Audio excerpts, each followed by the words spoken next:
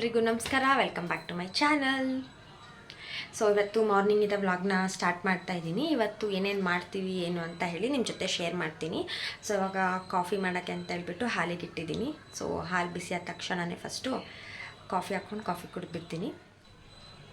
So first time ಯಾರಾದರೂ ನನ್ನ ಚಾನಲ್ನ ನೋಡ್ತಿದ್ರೆ ಪ್ಲೀಸ್ ಲೈಕ್ ಮಾಡಿ ಈ ವಿಡಿಯೋನ. ಹಾಗೆ ಪ್ಲೀಸ್ ನನ್ನ ಚಾನಲ್ನ ಸಬ್ಸ್ಕ್ರೈಬ್ ಮಾಡ್ಕೊಳ್ಳಿ ಆ್ಯಂಡ್ ನಿಮ್ಮ ಫ್ರೆಂಡ್ಸ್ ಆ್ಯಂಡ್ ಫ್ಯಾಮಿಲಿ ಜೊತೆ ಕೂಡ ಶೇರ್ ಮಾಡಿ. ಮೊದಲು ನಾನು ಟೀ ಕುಡಿತಾ ಇದ್ದೆ ಮಾರ್ನಿಂಗ್ ಎದ್ದ ತಕ್ಷಣವೇ. ಇವಾಗ ಮದುವೆ ಆದಾಗಲಿಂದ ಕಾಫಿ ಅಭ್ಯಾಸ ಆಗಿಬಿಟ್ಟಿದೆ. ಸೊ ಫಸ್ಟು ಕಾಫಿ ಕುಡಿದ್ಮೇಲೆ ಮಿಕ್ಕಿದೇನು ಕೆಲಸ ಇದ್ರೂ ಮಾಡ್ಕೊಳ್ಳೋದು. ಇವಾಗ ತಿಂಡಿಗೆ ರೆಡಿ ಮಾಡ್ಕೊಳ್ಳೋಣ ಅಂತ ತಿಂಡಿಗೆ ರೆಡಿ ಮಾಡ್ಕೊತ ಹೆಸರುಬೇಳೆ ಹಾಕ್ಬಿಟ್ಟು ಕಿಚಡಿ ಮಾಡೋಣ ಅಂತ ಹೇಳಿಬಿಟ್ಟು ಹೆಸರುಬೇಳೆನೆಲ್ಲ ವಾಶ್ ಮಾಡ್ಕೊತಾ ಇದ್ದೀನಿ. ಅದು ವಾಶ್ ಮಾಡಿದ ನೀರು ಇರುತ್ತಲ್ವ, ಅದನ್ನು ಬಿಸಾಕೋದ್ರ ಬದಲಿಗೆ ಆ ನೀರನ್ನ ಗಿಡಕ್ಕೆ ಹಾಕಿದ್ರೆ ಗಿಡನೂ ಕೂಡ ಚೆನ್ನಾಗಿ ಗ್ರೋ ಆಗುತ್ತೆ. ಸೊ ಅಕ್ಕಿ ತೊಳೆದಿದ್ದ ನೀರಾಗಿರ್ಬೋದು, ಈ ಥರ ಬೇಳೆ ತೊಳೆದಿದ್ದ ನೀರು, ಈ ತರಕಾರಿ ವಾಶ್ ಮಾಡಿದ್ದ ನೀರೆಲ್ಲನೂ ಗಿಡಕ್ಕೆ ಹಾಕಿದ್ರೆ ಚೆನ್ನಾಗಿ ಬೆಳೆಯುತ್ತೆ. ಇಲ್ಲಿ ಎಲ್ಲ ಹಚ್ಚಿಟ್ಕೊಂಡಿದ್ದೀನಿ, ಈರುಳ್ಳಿ ಟೊಮೆಟೊ ಎಲ್ಲನೂ ಕೂಡ. ಸೊ ಇಲ್ಲಿ ಕುಕ್ಕರ್ಗೆ ಇಟ್ಟಿದ್ದೀನಿ. ಕುಕ್ಕರ್ ವಿಜಿಲ್ ಇಳಿದ ಮೇಲೆ ಒಗ್ಗರಣೆ ಹಾಕಬೇಕು.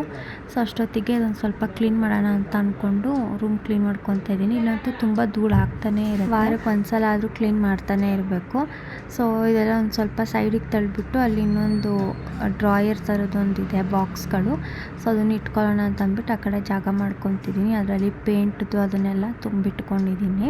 ಕುಕ್ಕರ್ ವಿಜಿಲ್ ಇಳಿದಿದೆ. ಇವಾಗ ಒಗ್ಗರಣೆ ಹಾಕ್ಕೊಂಡು ಟಿಫನ್ ರೆಡಿ ಮಾಡ್ಕೊಂಬಿಡ್ತೀನಿ. ಅಡುಗೆ ನನಗೇನು ಅಷ್ಟು ಚೆನ್ನಾಗೇನು ಬರಲ್ಲ. ಸೊ ಇವಾಗ ಕಲ್ತ್ಕೊತಾ ಇದ್ದೀನಿ ಅಡುಗೆ ಮಾಡೋದನ್ನು. ಯೂಟ್ಯೂಬಲ್ಲಿ ನೋಡ್ಕೊಂಡೇನೆ ರೇಖಾ ಅಡುಗೆ ಚಾನಲ್ ಅದೆಲ್ಲ ಇದೆ ಅಲ್ಲ, ಸೊ ಅದು ನೋಡ್ಕೊಂಡು ಕಲ್ತ್ಕೊತಾ ಇದ್ದೀನಿ. ಸೊ ಇವಾಗ ಕಿಚಡಿ ಕೂಡ ರೆಡಿಯಾಗಿದೆ. ಫಸ್ಟ್ ಇವಾಗ ತಿಂಡಿ ಮಾಡ್ಕೊಂಬಿಡೋಣ. ತಿಂಡಿ ಮುಗಿಸ್ಕೊಂಡ ತಕ್ಷಣವೇ ಮನೆ ಒಂದು ಸ್ವಲ್ಪ ಕಸ ಗುಡಿಸ್ಬಿಟ್ಟು ಒರೆಸ್ಕೊತಾ ಇದ್ದೀನಿ. ನಾರ್ಮಲಾಗಿ ಬೆಳಗ್ಗೆ ಎದ್ದ ತಕ್ಷಣ ಫಸ್ಟು ಕಸ ಗುಡಿಸಿ ಒರೆಸ್ಬಿಟ್ಟು ಮಿಕ್ಕಿದ ಕೆಲಸ ಏನಿದ್ರು ಆಗೋದು. ಬಟ್ ಇವತ್ತು ರಜೆ ಇತ್ತಲ್ವ, ಹಾಗಾಗಿ ನಿಧಾನಕ್ಕೆ ಕಸ ಗುಡಿಸ್ಬಿಟ್ಟು ಮನೆ ಒರೆಸ್ಕೊತಾ ಇದ್ದೀನಿ. ಬೆಳಗ್ಗೆ ಎದ್ದ ತಕ್ಷಣವೇ ಏನೇನು ಕೆಲಸ ಆಗಬೇಕು ಆವಾಗಲೇ ಕೆಲಸ ಆಗಿಬಿಟ್ರೆ ಸರಿ. ಒಂದು ಸ್ವಲ್ಪ ಹೊತ್ತು ಕೂತಿದ್ದು ಆಮೇಲೆ ಮಾಡೋಣ ಅಂತಂದರೆ ಕೆಲಸನೇ ಆಗೋದಿಲ್ಲ, ಫುಲ್ ಲೇಟಾಗಿ ಹೋಗ್ಬಿಡುತ್ತೆ. ಸೊ ಎದ್ದ ತಕ್ಷಣ ಬೇಗ ಮುಗಿಸ್ಕೊಂಬಿಟ್ರೆ ಆರಾಮಾಗಿ ಆಮೇಲೆ ಇರ್ಬೋದು ಸಂಜೆವರೆಗೂ ಕೂಡ. ಈಗ ಒಂದು ಸ್ವಲ್ಪ ಬಟ್ಟೆ ಕೂಡ ಮಿಷನಿಗೆ ಹಾಕಿದ್ವಿ, ನೈಟೇ ಹಾಕ್ಬಿಡ್ತೀವಿ. ನೈಟ್ ಹೊತ್ತು ನೀರು ಬಿಡೋದ್ರಿಂದ ಸೊ ಬಕೆಟಿಗೆಲ್ಲ ನೀರು ತುಂಬಿಸ್ಕೊಂಡು ಹಾಗೆ ಬಟ್ಟೆಗೆ ಮಿಷಿನ್ ಹಾಕ್ಕೊಂಬಿಟ್ರೆ ಕೆಲಸ ಎಲ್ಲ ಮುಗ್ದೋಗ್ಬಿಡುತ್ತೆ. ಸೊ ಬೆಳಿಗ್ಗೆ ಎದ್ದು ಒಣಗಾಕೊಳ್ಳೋದು ಬಟ್ಟೆ ಒಣಗಾಕ್ಬಿಟ್ಟು ಬಂದಲ್ವ. ಸೊ ಫುಲ್ಲು ಬಿಸಿಲಿಗೆ ಫುಲ್ ಸುಸ್ತಾಗ್ಬಿಟ್ಟಿತ್ತು. ಹಾಗೆ ಒಂದು ಸ್ವಲ್ಪ ಎಣ್ಣೀರಿತ್ತು, ಎಣ್ಣೀರು ಕುಚ್ಕೊಂಡು ಎಣ್ಣೀರು ಕುಡಿಯೋಣ ಅಂತ ಎಣ್ಣೀರು ಕುಡಿತಾ ಇದ್ದೀನಿ. ಅದಾದಮೇಲೆ ಒಂದು ಸ್ವಲ್ಪ ಹೊತ್ತು ಮಲಗಿದ್ದು ಆಮೇಲೆ ಎದ್ದು ಮಿಕ್ಕಿದ್ದೇನಾದರೂ ಕೆಲಸ ಇದ್ದರೆ ಅದನ್ನು ಮಾಡ್ಕೊಳ್ಬೇಕು. ಬಿಸಿಲಿಗೆ ಚೆನ್ನಾಗಿ ನೀರು, ಎಳ್ನೀರು ಅಥವಾ ಜ್ಯೂಸು ಏನಾದರೂ ಒಂದು ಲಿಕ್ವಿಡ್ ತೊಗೊತಾ ಇರಬೇಕು. ಒಂದು ಸ್ವಲ್ಪ ಹೊತ್ತು ಮಲಗಿದ್ದೆದ್ದೆ. ಅದಾದಮೇಲೆ ವೀಡಿಯೋ ಎಡಿಟ್ ಮಾಡೋಣ ಅಂದ್ಬಿಟ್ಟು ವೀಡಿಯೋ ಎಡಿಟ್ ಮಾಡ್ತಾಯಿದ್ದೀನಿ. ಸೊ ಇಂಟ್ರೋ ಒಂದೇನಾದರೂ ಎಡಿಟ್ ಮಾಡೋಣ ಅಂತ ಅಂದ್ಕೊಂಡೆ. ಇಂಟ್ರೋಗೆ ಇವಾಗ ವೀಡಿಯೋಸ್ ಎಲ್ಲ ಹಾಕಿ ಎಡಿಟ್ ಮಾಡ್ತಾಯಿದ್ದೀನಿ. ಸೊ ನೀವು ಆಲ್ರೆಡಿ ಅದನ್ನ ಗೋವಾ ವ್ಲಾಗಲ್ಲಿ ನೋಡಿರ್ತೀರ ಸ್ಟಾರ್ಟಿಂಗ್ ಇಂಟ್ರೋದು. ಬ್ರೆಡ್ ಜಾಮ್ ಇತ್ತು, ಅದನ್ನು ತಿನ್ಕೊಂಡು ಹಂಗೆ ಕುತ್ಕೊಂಡು ವೀಡಿಯೋಸ್ ಎಡಿಟ್ ಮಾಡ್ತಾಯಿದ್ದೆ. ವೀಡಿಯೋ ಮಾಡಿಬಿಡ್ಬೋದು, ಬಟ್ ಎಡಿಟ್ ಮಾಡೋ ಅಷ್ಟರಲ್ಲೇ ತಲೆ ಕೆಟ್ಟೋಗ್ಬಿಡುತ್ತೆ. ಅದರಲ್ಲೂ ಒಂದೇ ಫೋನಲ್ಲಿ ವೀಡಿಯೋ ಮಾಡಿದ್ರೆ ಪರವಾಗಿಲ್ಲ. ನಾನು ಒಂದು ಸಲ ಕಿರಣ್ ಫೋನಲ್ಲಿ ಹೊರಗಡೆ ಹೋಗಿರ್ತೀವಲ್ವ, ಸೊ ಟ್ರಾವೆಲ್ ವ್ಲಾಗಲ್ಲೆಲ್ಲ ಕಿರಣ್ ಫೋನಲ್ಲಿ ನನ್ನ ಫೋನಲ್ಲಿ ಎಲ್ಲ ಮಾಡ್ತಾಯಿರ್ತೀನಿ. ಸೊ ಸ್ಟೋರೇಜ್ ಇಲ್ಲದು ಅಥವಾ ಫೋನ್ ಹೀಟ್ ಆಗಿಬಿಡುತ್ತೆ ಬಿಸಿಲಿಗೂ ಅದಕ್ಕೂ. ಸೊ ಆ ಟೈಮಲ್ಲಿ ಯಾವ ಫೋನಲ್ಲಿ ಆಗುತ್ತೋ ಆ ಫೋನಲ್ಲಿ ಮಾಡಿಬಿಡ್ತೀನಿ. ಸೊ ಅಮ್ಮ ಮನೆ ಹತ್ರ ಹೋಗಿದ್ದೆ. ಇಲ್ಲಿ ಪೀಚ್ ಕಲರಲ್ಲಿ ದಾಸವಾಳ ಹೂವು ಅರಳಿತ್ತು. ಸೊ ಅದ್ರದ್ದು ಹಾಗೆ ಒಂದು ಕ್ಯಾಪ್ಚರ್ ಮಾಡಿಕೊಂಡೆ. ಸೊ ದಾಸವಾಳ ಅಂತೂ ತುಂಬ ಚೆನ್ನಾಗಿ ಬರ್ತಾಯಿದೆ ಅಮ್ಮನ ಮನೆ ಹತ್ರ. ಇದು ರೆಡ್ ಕಲರು ಹಾಗೆ ಇಲ್ಲಿ ನಮ್ಮ ಮನೆ ಹತ್ರ ಇತ್ತಲ್ವ, ಅದನ್ನು ತೊಗೊಂಡೋಗಿ ಕೊಟ್ಟಿದ್ದೆ ಅಮ್ಮಗೆ. ಸೊ ಅದು ಈ ಥರದ್ದು ವೈಟ್ ಕಲರ್ ನಂದಿ ಬಟ್ಲು ಹೂವೆಲ್ಲ ತುಂಬ ಚೆನ್ನಾಗಿ ಬರ್ತಿದೆ. ಸೊ ಅದನ್ನೇ ಹಾಕಿ ಪೂಜೆ ಕೂಡ ಮಾಡಿದ್ದೆ. ಸೊ ಹೂವನ್ನೇ ತೊಗೊಳ್ಳೋದು ಬೇಡ, ಇನ್ನೊಂದು ಸ್ವಲ್ಪ ಗೊಬ್ಬರ ಎಲ್ಲ ಹಾಕಿದ್ರೆ ಅದು ಅದರಲ್ಲೇ ತುಂಬ ಇನ್ನೂ ಜಾಸ್ತಿ ಹೂವುಗಳು ಬೀಳುತ್ತೆ.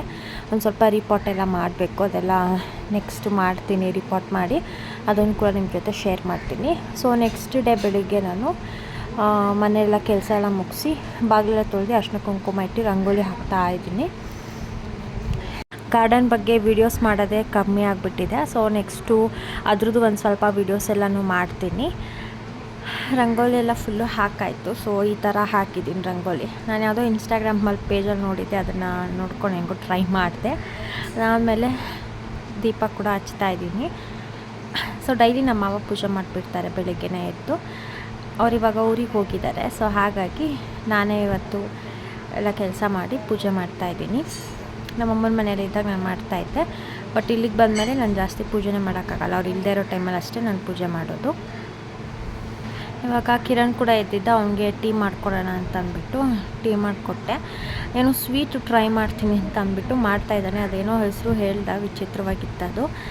ಸೊ ಏನೇನೋ ಶಾವಿಗೆ ಏನೇನೋ ತಂದು ಚೀಸ್ ಎಲ್ಲ ಹಾಕಿ ಏನೇನೋ ಮಾಡ್ದ, ಬಟ್ ಎಲ್ಲ ಫ್ಲಾಪ್ ಆಗಿಬಿಡ್ತು. ಅಷ್ಟೊಂದು ಚೆನ್ನಾಗಿ ಬಂದಿರಲಿಲ್ಲ.